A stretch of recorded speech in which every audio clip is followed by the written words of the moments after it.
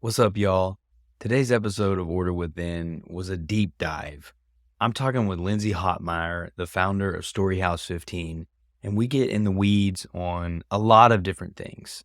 Lindsay's a very interesting person in her ability to think about a wide variety of topics and engage with depth and intention, something that's lost in our society in many ways today. We talk about Lindsay's journey as a mother to 4 kids, balancing work, life. We also talk about Plato's cave allegory and how that relates to modern times of what we see as truth or not truth, and the inability for us to have conversations in our world today, and how we struggle as thinkers and people because we don't take the time to think about life and the world around us and what matters to us and the values that we hold. Lindsay is a testament to living true to your values. She was married at a very young age of 19 and is still currently married to the same man. Their values as a couple and the way they chose to raise their family, the way they lived their life, the way they honored one another and ebbed and flowed during challenging times, as we all face in marriages and life, the way that they've chosen to support one another and their commitment to their family is incredible. Lindsay is, in my eyes, the type of mother and wife that many can aspire to be. And as men, finding women and partners that are dedicated to their values, that think about these things, are so important as we decide and determine who we want to spend our lives with and who we want to raise families with. These are not light topics that can be ignored. And if we don't take the time to think about what matters to us, why we're here, and what type of family we're going to have with someone, we can easily get sucked into a scenario that doesn't reflect who we are. The conversation was a lot of fun. Lindsay is a very deep thinker, and it's clear that she spent much of her life enjoying literature, books, and thinking and writing and communicating in the work that she does, because it really stands out in this conversation. So I hope you all enjoy it. With that being said, let's get into it.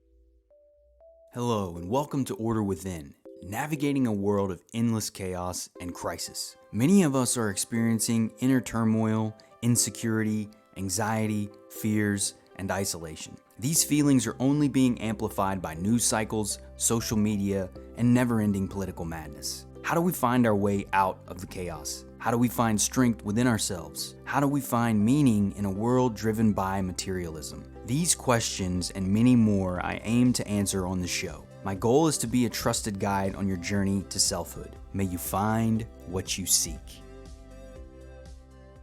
Hello and welcome. I'm your host, Brandon Ward, back with another episode of Order Within. Today we've got another fantastic guest. Lindsay Hotmire is joining us. She's a clarity coach, brand storyteller, podcaster, mother, wife, Midwesterner, and founder of Storyhouse 15. Lindsay, welcome to the show. Thanks so much for having me, Brandon. I'm really looking forward to where this conversation is going to go. I know, I'm excited. I love your background and what you've been doing and how you got into what you're doing. And so we're going to dive into all that. I think for me, what's interesting about being a podcaster, you're a podcaster yourself, you get these opportunities to talk to really brilliant people who are doing interesting things. And I think sometimes what I love about this is it's equalizing a lot of accessibility that we have to experience and perspectives. Because from my position, I think we overvalue sometimes these experts or people that have all this insane educational merits or go to elite schools. Not that there's anything wrong with that, but there's a lot of wisdom and value in individuals who are living authentic lives, true to who they are. They understand their values and they prioritize those values. For me, that's how I define success. Not being famous, not necessarily making a bunch of money. All those things are okay if you value those things. But so what stood out for me is you seem to have done a lot of work around structuring your life around your values because you're a mother, a wife, you're an entrepreneur now. So I'd love to, if we could, kind of get into, because you were a stay-at-home mom for 10 years, right? Yeah, I was out of the full-time workforce for a decade, having and raising 4 babies. Wow. So, yeah, yeah, That's a lot. Like, and and it's funny because my wife is my mom. Geez, my wife has done that for a couple of years with our little one. She's also got her. She started a blog almost 2 years ago. Whenever she became a mother, but she was before we had a child. She was a big into the workforce. She worked in the spa industry, and so it's a noble and honorable merit and path to take, but it can also it can create a big void if you come from a professional background, right? So I'm curious, 10 years is a long time. That's a decade. Mhm. Was that challenging for you to leave the workforce and to come into being a stay-at-home mom for a decade? What were some of the early maybe challenges you faced as you decided to do this? Yeah, I wouldn't say that it was challenging because that was kind of always my goal in my plan. Like I knew when if I was able to be a mom and I was able to step into that gift of motherhood, that I wanted to be the one home every day doing the things with them. And so I actually started out my career in 1999 as a high school English teacher and just did that for about 3 years before baby number 2 was on the way, and I was like, "You know what? Teaching is not the thing for me," and so it just makes the most sense now for this to be the time where I step out of the workforce. I was married really young. I was married at 19, which I was back in 1997, and in the Midwest, that was still pretty considered pretty young, but not, like, shocking like it would be today. If my daughter had Mm. come to me at 18, 19, saying she was gonna get married, I'd be like, let's back up for a moment." But, still married to that man today, so it was a successful decision, but because of that, we Congratulations, were by the kind of way. Thank you. We were kind of Yeah. able to define and grow our lives together. And that's something that we kind of committed to and have done in these 26, 27 years or however long it's been.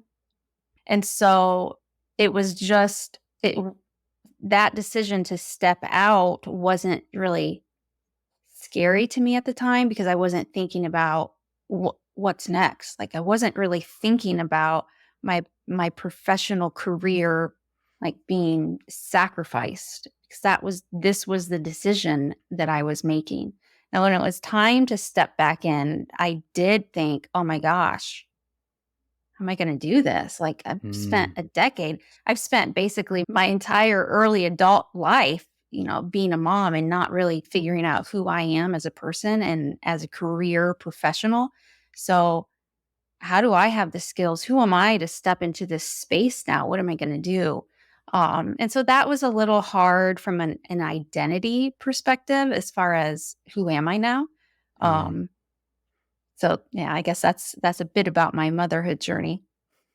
Well, to your point, a lot of people now when they turn 19 start their career, and you became a wife, a mother very early. Right. That's to your Right. point. I mean that is it's more uncommon now. I know in the Midwest the values are a little more centered around marriage, which is great. Mhm. I think that's also part of, I'm sure that's probably why you love still living there. That's something you seem to be very proud of, is where you're from.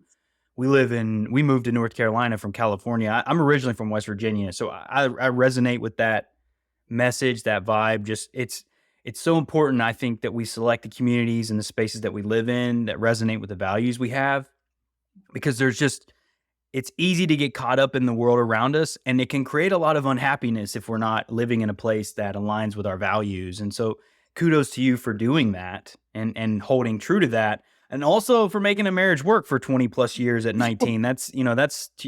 It, because to be married, and this, requires a level of maturity. You've got to be able to Mhm. reflect on yourself. The fact that you and your husband started your journey together with a values assessment, and really deciding on what you wanted to do is crucial. My wife and I did a very similar thing, and it's interesting because she read a book before we got married from a divorce attorney, and he Hmm. talks about all the common things over his 30 years or whatever it was of being a divorce attorney, seeing these common roadblocks. And then he created a workbook to help couples prior to getting married. And the whole workbook is built around your values, what matters to you, who's going to work, how are we going to discipline the kids, do we go to church, all this stuff. Mhm. And because it's surprising to me how many people get married or get in long-term relationships and they never have these conversations until they're married. So Absolutely. what was it for you all at a very young age? And I'm curious, is your husband the same age as you? Were you all high school sweethearts or did you meet? We've been together since I was 15. Gosh, He's a year and a half older than me. He was just a year ahead of me in school. And so we trekked through high school, through college together, through master's and PhD programs. But yeah, so you were going to ask something, I guess, before I continue to well, I was babble on about curious. that. No, that's great. So does he have a PhD or do you have a PhD? He He does. does. Yep. He earned a PhD back in 2014. Very Um, cool. so he's in higher ed now. He started out as a college professor, is now dean. But that was Wow. something, back to my discussion about us kind of committing to growing together. And so when he was in his PhD program, I was in a master's program, and it just has always been intentional commitment to either get behind the other and push them forward, or to be the one forward, like it's your turn now, go, or I'll step back Mm, so you can do this, but we're in this together. And when before he entered his PhD program, 50% of people in PhD programs wind up divorced because those programs are so intense and so hard, especially when he was going through them. There are some now that are a little easier to trek through, I think, because of the online world. But true PhD programs are really intensive, really hard, really demanding. And so we had 4 kids. He's trekking through this program. And so before he started, it was a Lindsay, if I'm going to do this, this is a we decision. This isn't just a me decision. And so we made that decision together because we knew that there were going to be moments where he was ready to quit. And I would have to say, no, or moments where I was just done. Like, I'm done. You not being available. You always going to work. He was working full time in a full time PhD program. So it was a lot on me of keeping everything afloat with the kids in the home. And so there were times where I was just like, forget this. I'm over this. And him saying, we made this decision together. And so it was always us reaching down, pulling the other up to say, we're on this path. And look, we're almost done. Like, there's the end. We know where the end is. Like, we've already established where we're going next. And that has just been our MO, I guess, for the last 25 plus years of how we tackle things, which I really feel is a microcosm of how things really should work in the broader world. They don't too often, but whether it's an organization, a culture, a society, that's how it should work. And if it did, and when it does, that's when you have healthier cultures. Nothing is ever going to be perfect. Things are always going to break, need to be fixed. But when there is a shared vision and a shared moral compass to achieve that vision, that's when you can be successful. and that's amazing because you all uncovered that early on in your relationship, growth, the commitment together to make decisions as a unit. There's so much wisdom in that because I think sometimes in relationships and marriage and life, we get so focused on ourselves and what we want, we forget the importance, especially when you get married, how it's a team effort. I mean, my wife and I, like, we prioritize our marriage above even our parenting. Now, it doesn't mean we love our child, Absolutely. but the Right. marriage is the house with which the parenting lives within, right? And so Absolutely. I love that you all are living that path because it's shown how powerful it can be. And that's another component too, is the ebb and flow of one person's doing well, the other one may be struggling, and you're reaching back and pulling each other up and Mhm. reminding we're in this together. We made this decision together. And that was one of the big things in that book I was mentioning earlier that stood out was ultimately you've got to realize that you're a team, you're a unit, you got to make decisions together, you got to have Mhm. each other's backs for us being faith-driven people too, we see that as that union, right? That Mhm. allows you to support and build your home and build from. And if we do that, we honor our marriage, then everything else will come from that as it does. And it sounds like Yep. that's what you all have been living true to Absolutely. as well. And to know that or to start operating from that level at such a young age is really wild. Honestly, it's rare. It's also super encouraging to me that that's the way you all did it. Did you all have good models in your life as Mhm. younger kids? Like, are your parents for both of you all? Yeah. We did. We are both really, really lucky that, yeah, we both came from 2 parent households, Mm, long marriages. No, my husband's family, I always joke and I'm like, "You're the Leave It to Beaver family." Like, everything was perfect for generations beyond. My family, wow. really, I feel like a first generation family. My parents both grew up out of severe dysfunction, alcoholic, absentee fathers. Mm, The fact that my parents are still married 50 plus years later is, I feel, truly a miracle. You know, they raised 4 daughters, wow. and just really went against the direction of the legacy that their fathers had created for them. You know, abusive fathers to their wives or to their mothers. So I watched my parents really create a new story for their family, for themselves, for their marriage, for their children, and saw that journey and really the rocky road that they had to traverse in order to do that.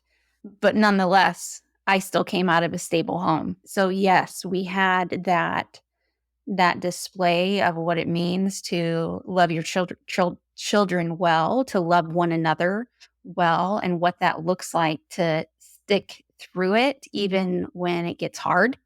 Um, Especially when it gets hard, right? yeah, yeah. That's awesome.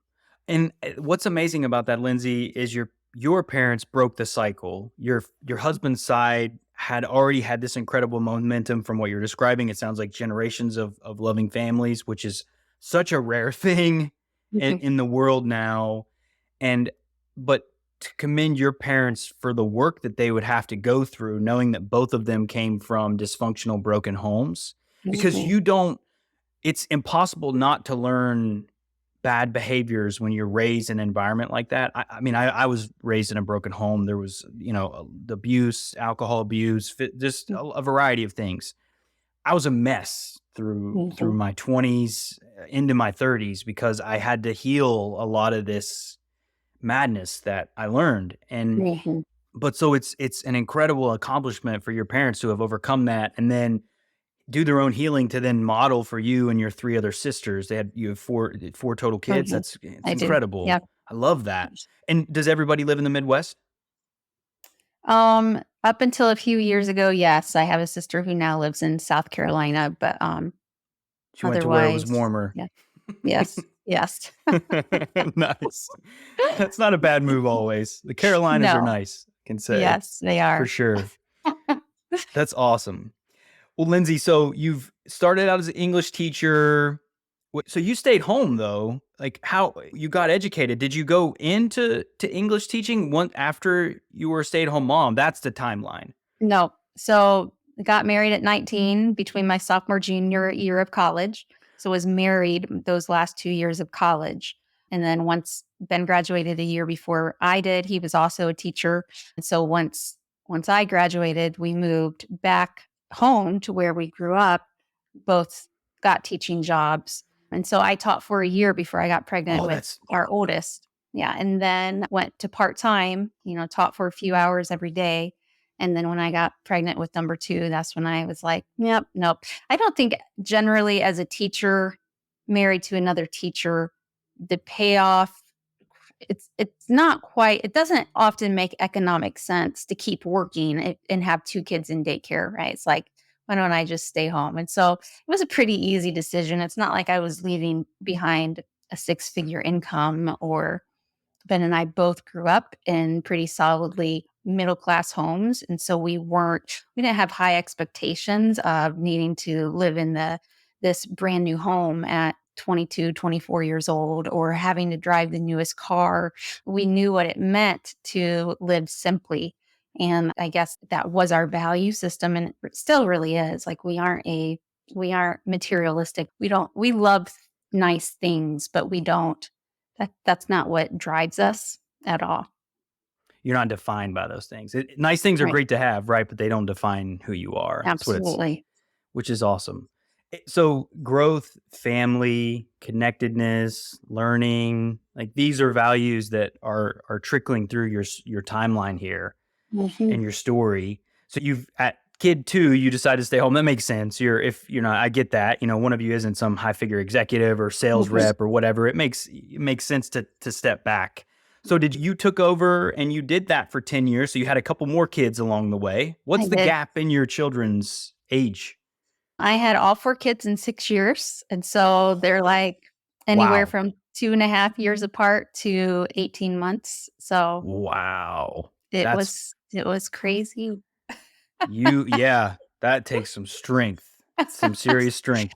But you Good but you were time. driven to love it, right? I'm sure it sounds you knew that from an early age though, you wanted like that. And I'm sure Mhm, that your family life inspired some of that, having 3 other sisters. It sounded like you mhm. had a great family growing up based on what your parents had learned and taught you.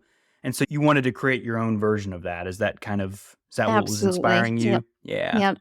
Yeah, and we had this grand plan to we had been together since we were 15, so by the time I'm 23, having our first child together didn't feel like that quick of a thing to do, right? Well, that's 8 years, right, Um before you even have Right, time to right. yourselves, really. Exactly.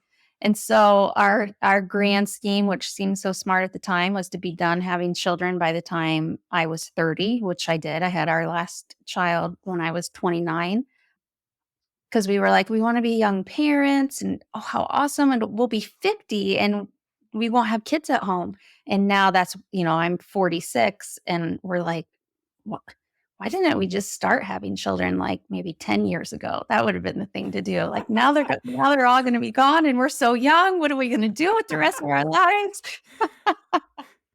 So So, it's foresight, right? You never know, like, you get this in the yeah. moment, you're like, "Oh, wow, this is a great plan," and you wait a second. But the good news is, the upside is if your children get married and start having kids of your own, y'all will be really young grandparents, so True. you'll be able to True. start it right over again if Yep. that ends up happening. Yeah. Or did you also have all daughters, or do you have a mix? Nope. I have a daughter and then 3 sons. Oh, so it was almost the reverse. Yes. Yep. Interesting how it goes. Some families are split, it's all daughters, sometimes it's all boys. It's very interesting. So what was that like then for you? You grew up with other sisters. You have 3 boys you have to raise. Mhm. Was that challenging? I'm sure it was fun. It was challenging. Probably a lot of It different was a things, huh? blast. Yep, it Yeah, was a blast. My daughter and I are super close. She's 23, she got married in July. So, it's really fun to become best friends with your adult children, and our sons just are great. They're so much fun. I always said when they were growing up, girls play with toys the way that they were created to be played with, and boys don't at all. Like, they'll take whatever and figure out how to they'll take this nice little, playhouse and figure out how to dismantle the whole thing and turn it into something else entirely.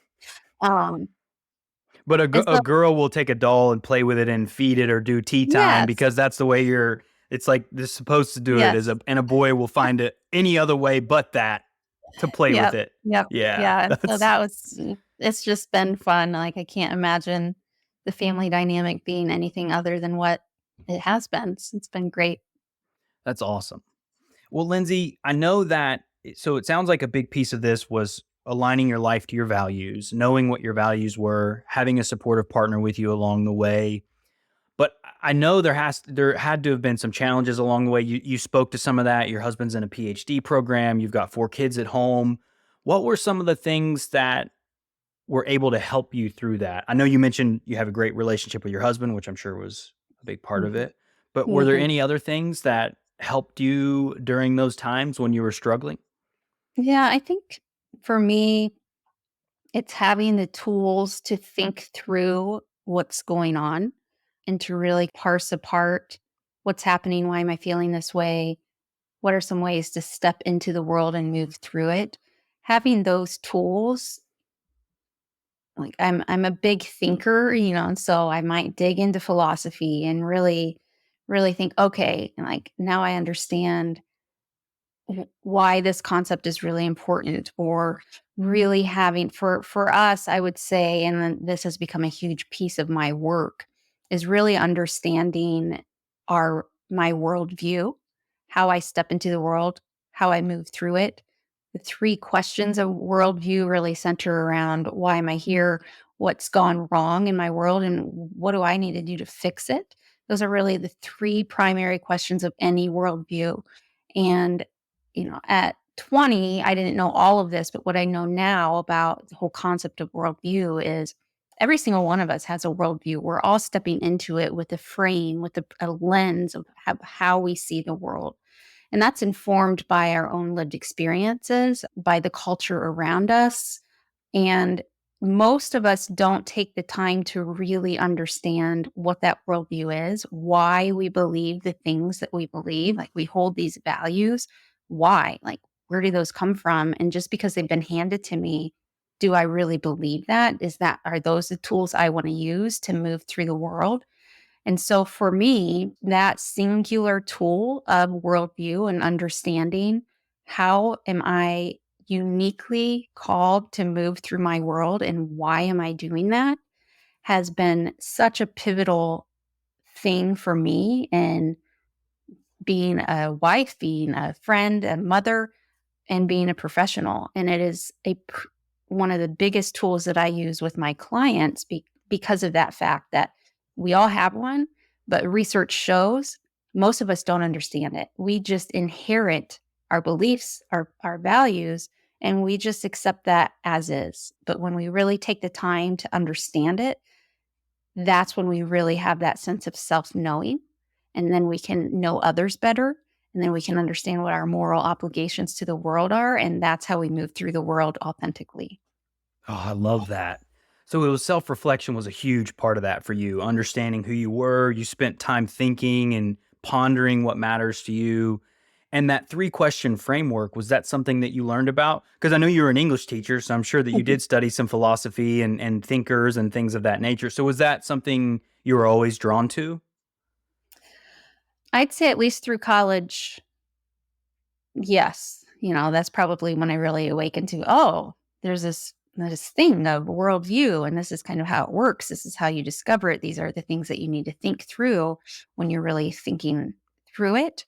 True confession, I'm an Enneagram 4, a Myers-Briggs personality type, INFJ. So by design, I am a thinker. I'm going to always retreat to the dark spaces of the world and really think, why is it like this? And why do I feel this way? Like, I'm very comfortable in the tension and in the dark and with my thoughts and feelings. Like, if you would take that away from me, I think I would cease to exist.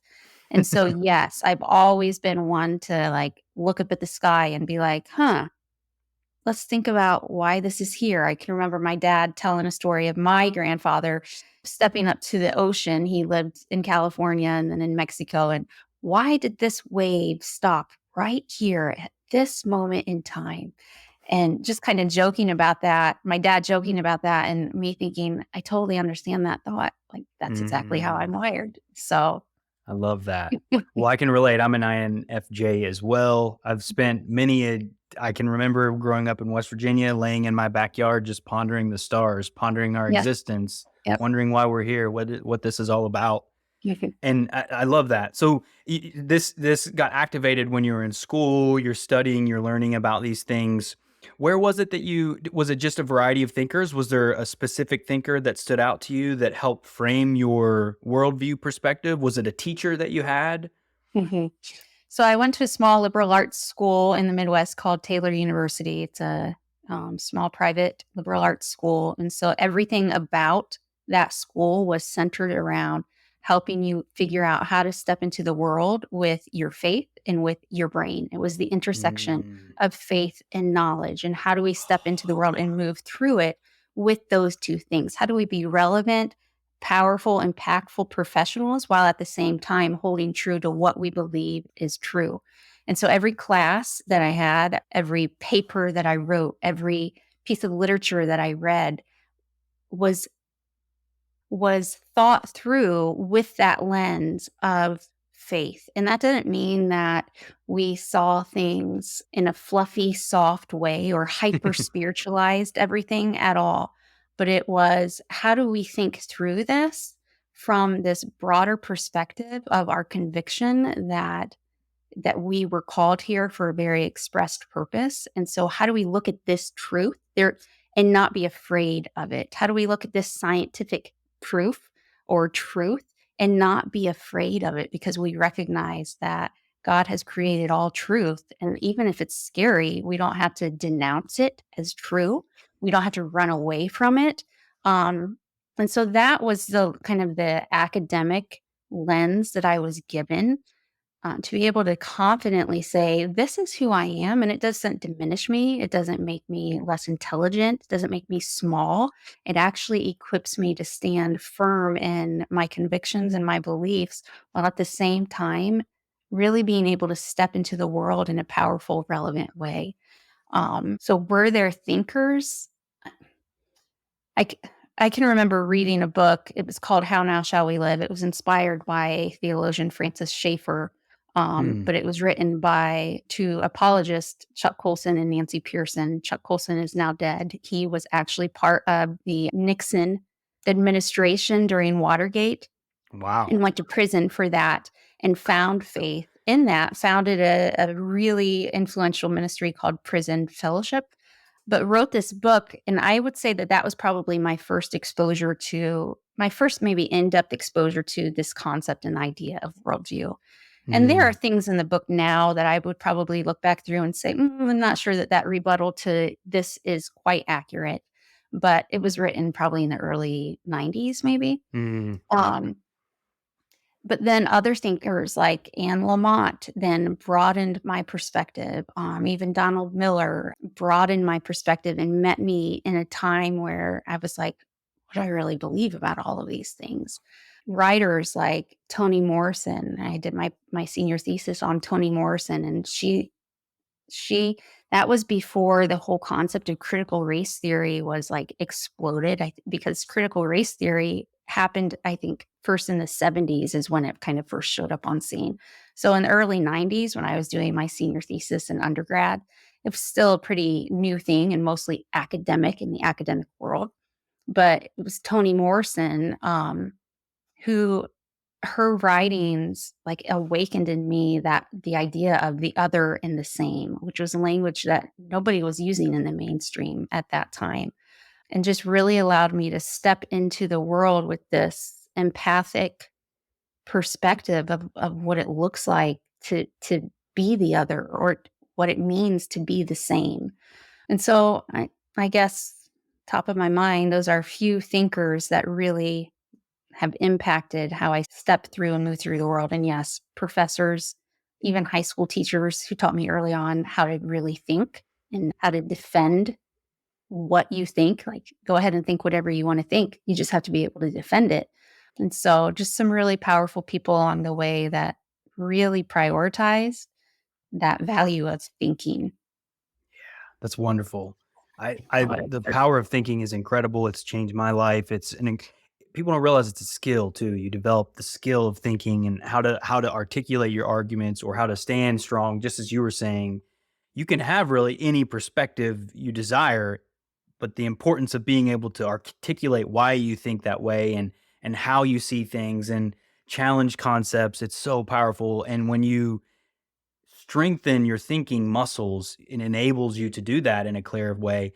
And the beautiful thing about it is it allows you to resonate with others, as you said, in Mhm. empathetic ways, and also empower people who may not have that clarity of thought or have that clarity of perspective.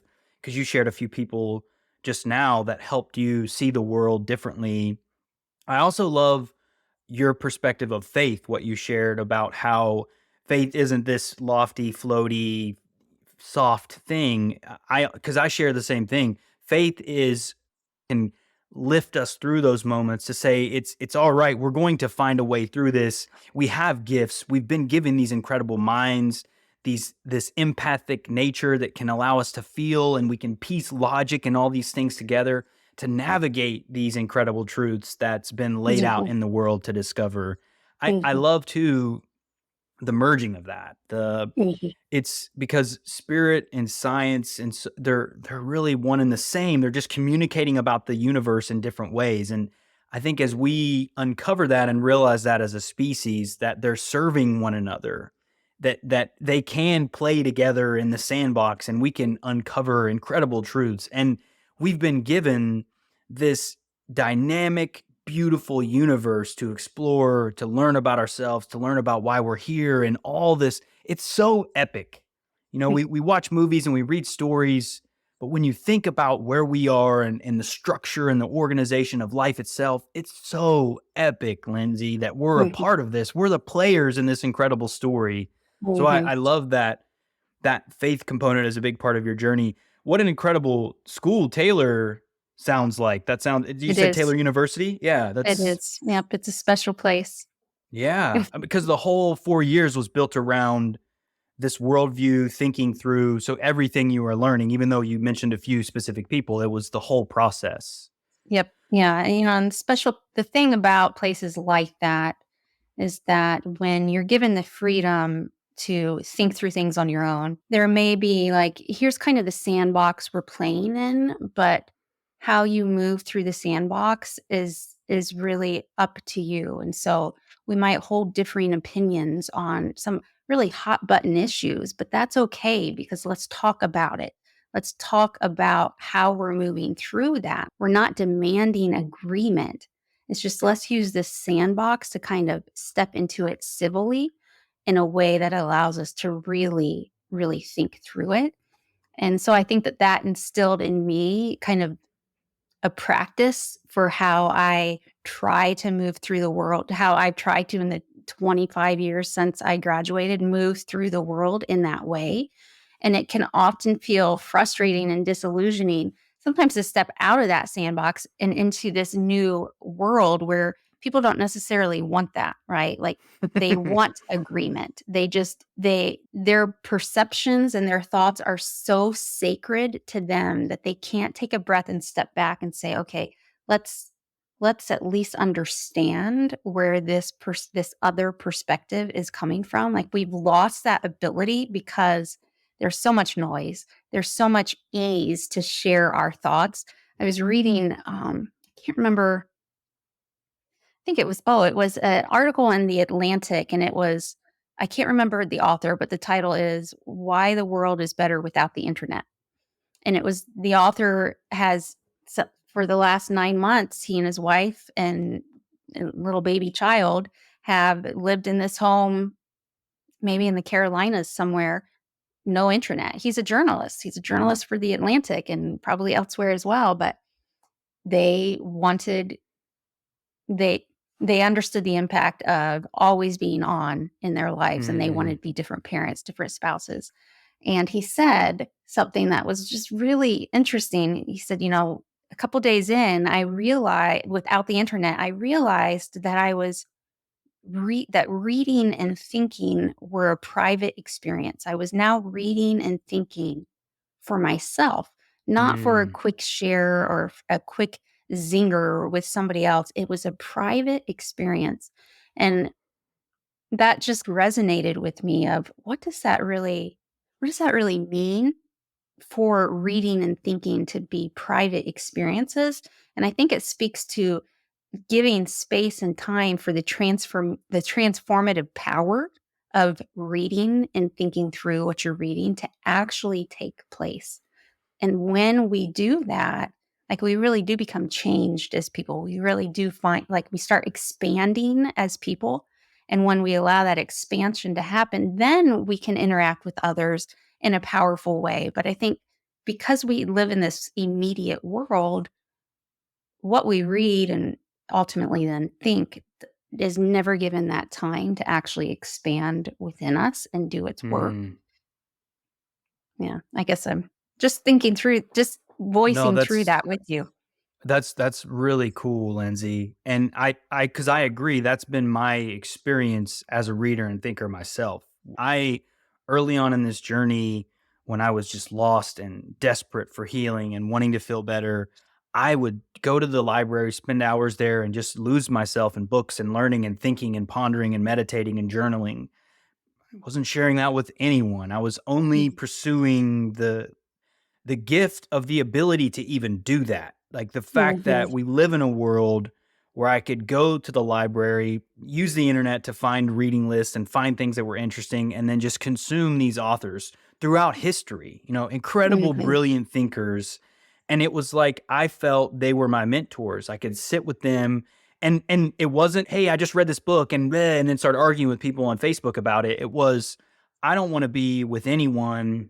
I want to be with these thoughts, the minds of these people. And as you said, when we do that, they really do change us. It's because the longer when they're deep thinkers and we interact with their work, the longer we're away from it, it's like that work seeps deeper and we'll be moving through the world. And when we're present, there are things that, oh, wait, I remember this thought as I was reading that book. And now I'm looking at this interaction and it's making me think about it differently than I would prior to reading that work or something Yes, like that. absolutely. That's the experience, right? I think that's to Mhm. me what you're describing is that space that allows us to, as opposed to, which is what we do now, we consume information to have another badge, to have another thing that to show the external world of how smart I am or how intelligent I am or how right I am. And it Mhm. just becomes a way to trounce people out in the world as Yep. opposed to growing for the sake Yes. of growth and knowledge. Yes. And I think thinking back to me talking to you about Colson's book and how there's things in there now, like scientific things that I'm like, that rebuttal isn't quite accurate, or just reminds me that very rarely do I ever read anything and agree 100% with what I'm reading, right? That there are pieces where I'm like, I think you're a little off there, or mm, I like what you're saying, but I can't, I just can't swallow that piece, whatever it is.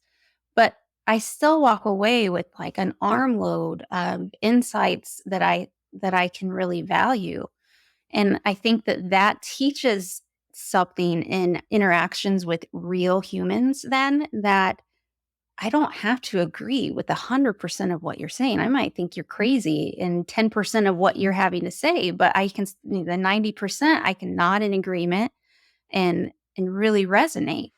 And that's what stepping into that private world of reading and thinking maybe teaches and allows for, that we're getting further and further away from that practice and losing that ability. Well, honestly, that's one of the big motivations behind my show is that I've seen this too, our inability to think, to have conversations, to have dialogues, specifically with people that you don't agree with. That is very enriching. And we're getting more and more extreme in our viewpoints because we go into these echo chambers. We only consume information that we agree with. Anything that steps outside of that worldview, we disregard, we throw away, we attack, and that's only making us weaker as people, though. And it's there's so much value in stretching our minds, considering, and you said it earlier, considering the other and recognizing I can't tell you how much I don't agree with in the world, Lindsay. My wife right now, this is a prime example. My wife right now, she's a nerd and she loves history. And she's working and she'll, depending on the work she's doing with her blog, she'll listen to YouTube videos. And Mm, something that she's been doing is listening to these narratives around specific high ranking leaders in the Nazi movement. Not mm, because she's obviously it's mm, appalling, but mm, what she's finding though is there's all these threads in these individuals' lives that challenge the narrative that we've talked about for so long. Oh, the Nazis are all this, and it's terrible what they've done. But mm, there's always a thread of humanity in everything, and that stretching ability, the ability to consider, to challenge our biased information or closed off information, when we flex that muscle, it enables a larger empathetic response. It allows us to see where things could be coming from. And it also protects us from those future mistakes. Like that's what, Mm, for her, it's being driven by understanding how can something so horrific happen to an entire nation of people? How can mm, millions of people fall in line with what we know to be, looking back, a horrible atrocity of humanity? Millions of people perished because of this worldview that they shared. And but we're at a point now where even thinking about that is like, ah, no, how dare you? mhm, And that's mhm. dangerous because ironically, Lindsay, that's what created that, is You're that they right. weren't allowed to talk. They weren't allowed to discuss. Anybody that had alternative views were jailed or killed or whatever, because debate and discussion is so critical. In my mind, not to get constitutional, but that's why the First Amendment is free speech. It's the Mhm, ability to speak freely. And there's a dignified component to being able to openly dialogue with a fellow human being and respecting their humanity. Even mhm, if you disagree with everything they say and their entire worldview, there's a dignity and decency that comes with saying, I'm going to honor you as a human. For me, that's a spiritual component. We're a spiritual family. Whether they believe that or not, mhm, that's the way I'm going to engage. It's just you never know what can come from that. And so much healing and separate divisions and all these things have been healed over time because people had the courage to set aside those differences and learn about the other, so to speak. mhm. Absolutely. Yeah, there's a Plato's allegory of the cave is probably my favorite story to Mm, reflect on and to tell. And I know that there are some really smart philosophical ways to step into that allegory and talk about what does this really mean and what is he really talking about. But if the listeners aren't familiar with it, I'll just tell the story real quick. So, imagine yourself in ancient Greece, eons, millennia ago, and there you stumble upon this cave, and inside the cave are three men who are chained to the walls of the cave. They were born there, they've never been outside of the cave. All that they know of the outside world is learned from the shadows that are cast onto the cave wall. And in the shadows, they can see pictures of men and horses and carts and things like that. But they don't ever really know what those are because they've never been outside of the cave. And so the only sense that they can make of those shadows are the stories that they create and the truths that they create in their own minds. One day, one of these men escapes. He gets free and he runs out of the cave and he instantly realizes, like, the light of the day hits his eyes and he is floored. Like, oh my gosh, everything I thought was true isn't. Like, I'm in the light now and I see what's true. And he's so overcome by what he knows is now true that he runs back into the cave to tell his friends, guys, you aren't going to believe what I saw. Like, what we have been looking at all this time, it's not real. Like, let me tell you what is true. And instead of embracing him and understanding he has seen the light, he has seen what is true, they get mad, they get angry, they plot his demise. They want to kill this guy because they just want him to shut up. And I think of that often of so many of us are trapped inside our own caves. We are content. We have been lulled to sleep by looking at the shadows of what is true. And we're just seeing mere shadows, making sense, being content with what we believe is true, with our own understandings. Um, and so, if we really want to step into the full realness of what it means to be human, we have to be brave enough to unshackle ourselves from the walls that we've chained ourselves to and step into the light and really analyze what is actually in front of us instead of what we have constructed in our own minds. And I just think that's such a powerful analogy for that understanding and to really think about what are the caves that we have stepped into? What are the caves willingly and unwillingly? Like, what are the caves that we are inside? And are we giving ourselves space and permission and courage, really, to say, is that real or is that a shadow of the truth? And how do I actually find the real truth? I love that because it's there's a reason that it's been prominent for so long. That allegory is so powerful because it reflects that deeper. To me, that is the life that we live, and that's the idea of awakened or asleep, like the Mhm, idea of enlightenment. I've talked about this a little mhm, bit on the show before. Enlightenment for me is not having all the answers all of a sudden. It's just being present with the moment, present with life, realizing that this isn't the totality of our experience. We're in these vessels, our spirits are in these vessels mhm, exploring this world, and we're learning about the world around us. But it's so easy to get caught in this is the reality. There's nothing beyond this. That's the cave, right? We're shackled to our bodies. We're unconscious of the world that's right in front of us. And I think, Lindsay, in so many ways, that's fear running the show. That's mhm, our animal nature dominating our worldview, our experience. So much of us, and I've been in that space at points in my life where I've been very fear driven, and that's one of the things that having a relationship with our Creator and faith has changed my life. Is I don't feel that same fear driven way of living now because of the courage that I find from our Creator. And when you look at the prophets throughout history, regardless of what your religious viewpoint may be, they all went against the narrative at the times, were challenging the perspectives of those times, and courageously stood in their truth because they had experienced something that they had to share. And the mhm, people that felt truth in that, resonated with it, and changed. And then the others stayed shackled to the cave, as you said, mhm, in that fear based way of operating. And when you look at our world now, especially now, it's always been like this. It's just on view now because mhm, of the internet and technology. We see it so much more.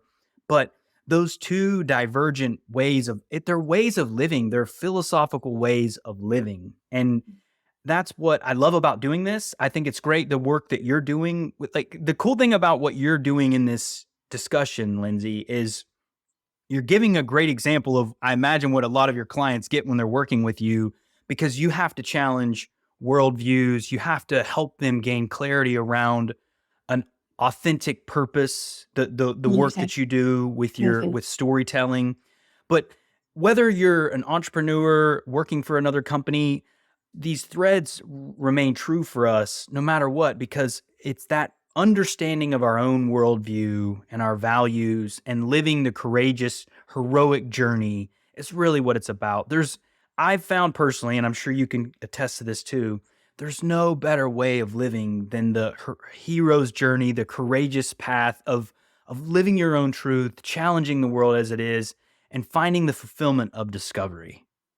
absolutely. Yep. So, Lindsay, for were you in your work at the work you do as a storyteller? You mentioned Donald Miller. So, did you go through some of his training? I haven't. Nope, No.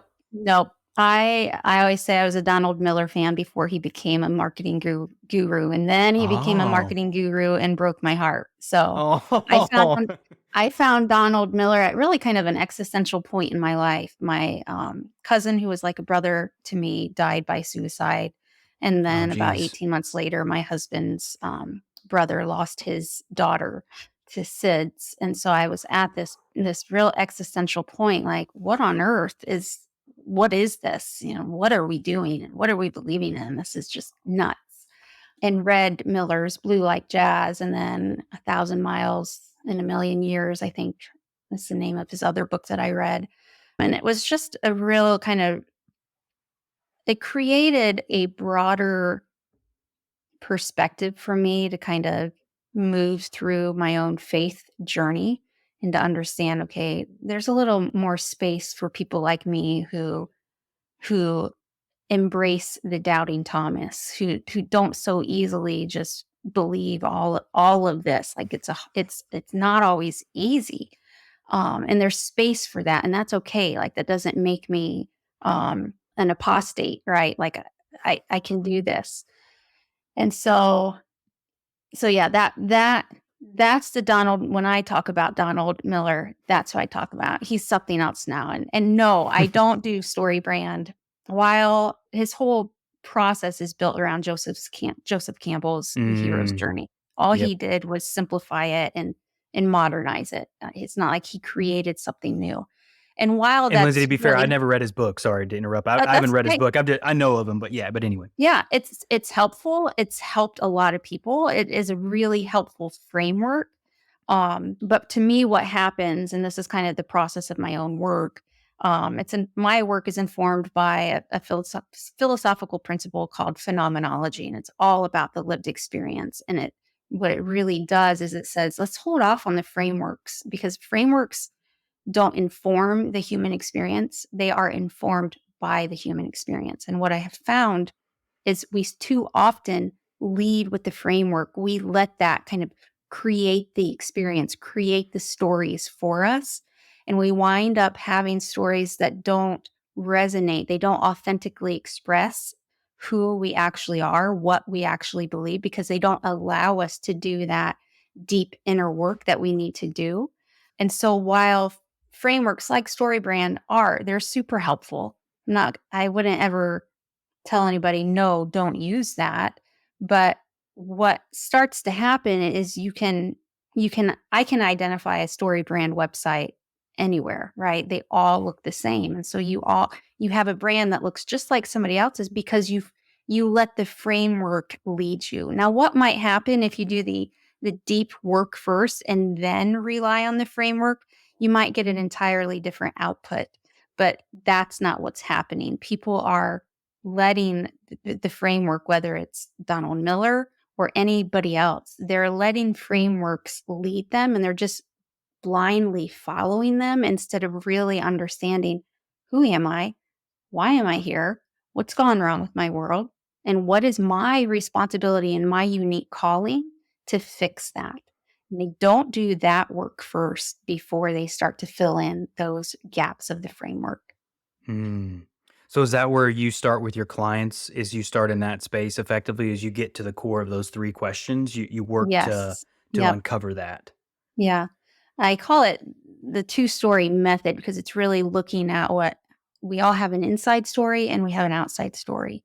The outside story is kind of all of those things like what do others think of us? How do I want to show up in my market space? Like what's my end goal?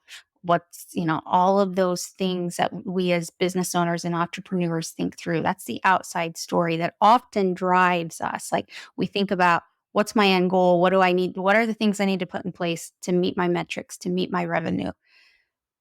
But there's also the inside story, which is really that understanding of who am I in the first place? How am I informing the values and the culture that I want to build and create and sustain?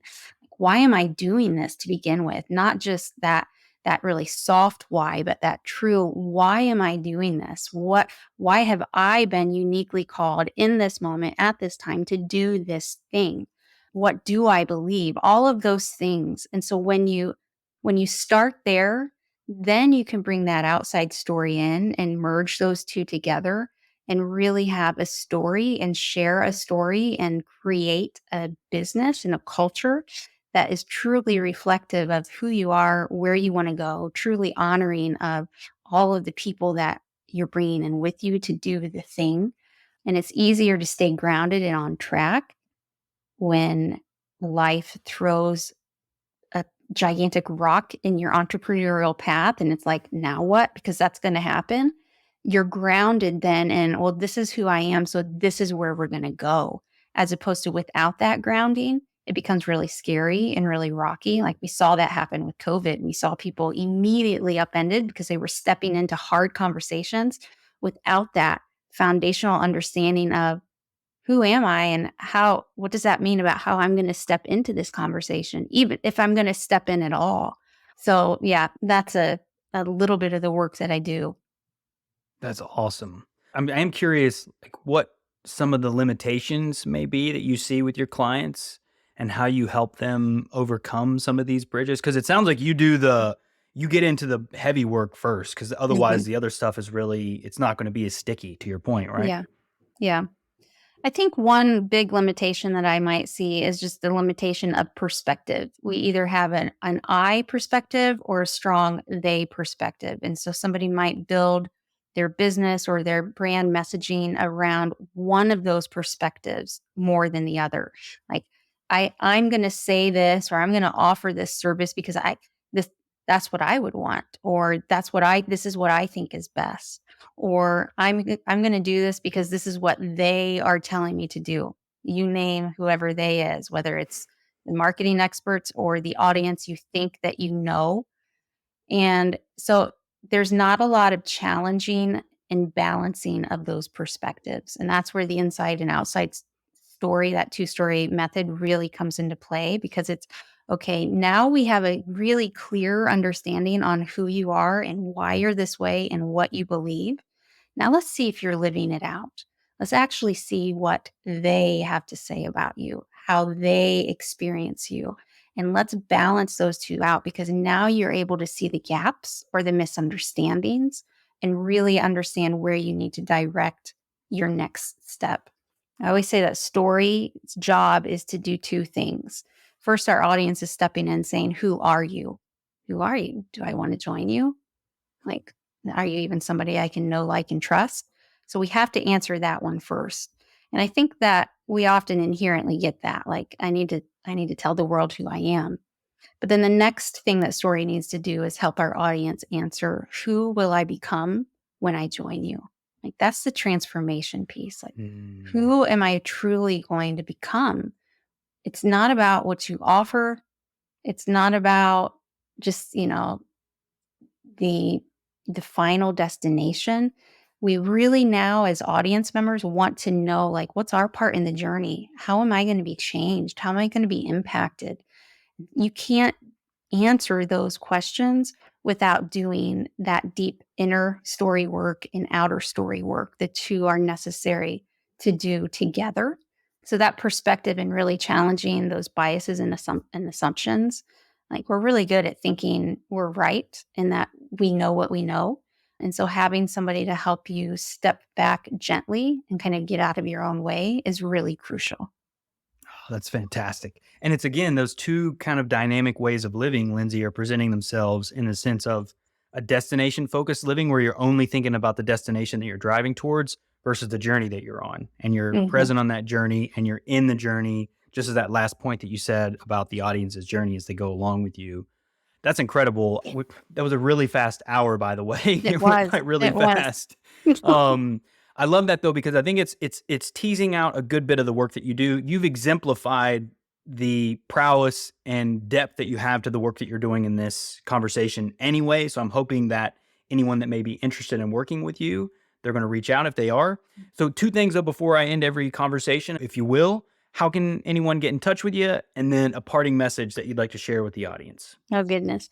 So they can always find me online at storyhouse15.com, and will you put that in the show notes? I don't Yeah, I'll need to get all the scroll down. stuff in the show Okay. notes. Yep. Mhm. And then I'm also on LinkedIn, and I have a newsletter there as well that they can stop by and follow and just get deep thoughts like this. Parting thought. Oh my goodness, you really put me on the spot. I guess I'll say this. A big piece of my work started out when I kind of really started getting into this, and throughout the years has been kind of this exploration of authenticity and what does it really mean to be authentic.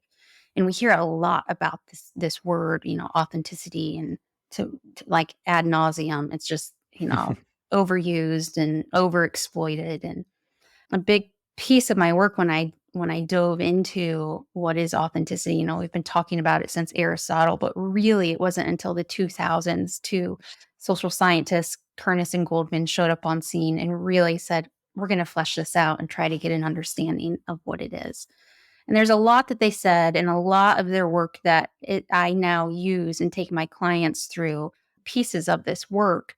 But the thing that really uh, resonated with me, and I often use as like a pushback when I hear conversations about authenticity, is that we often think authenticity is about like being your best self, or kind of living in perfection of your own self-knowledge, and kind of always walking that straight path and never veering off. Like, you don't want to be the hypocrite. If you make a decision that's against your values, well, you're not being authentic.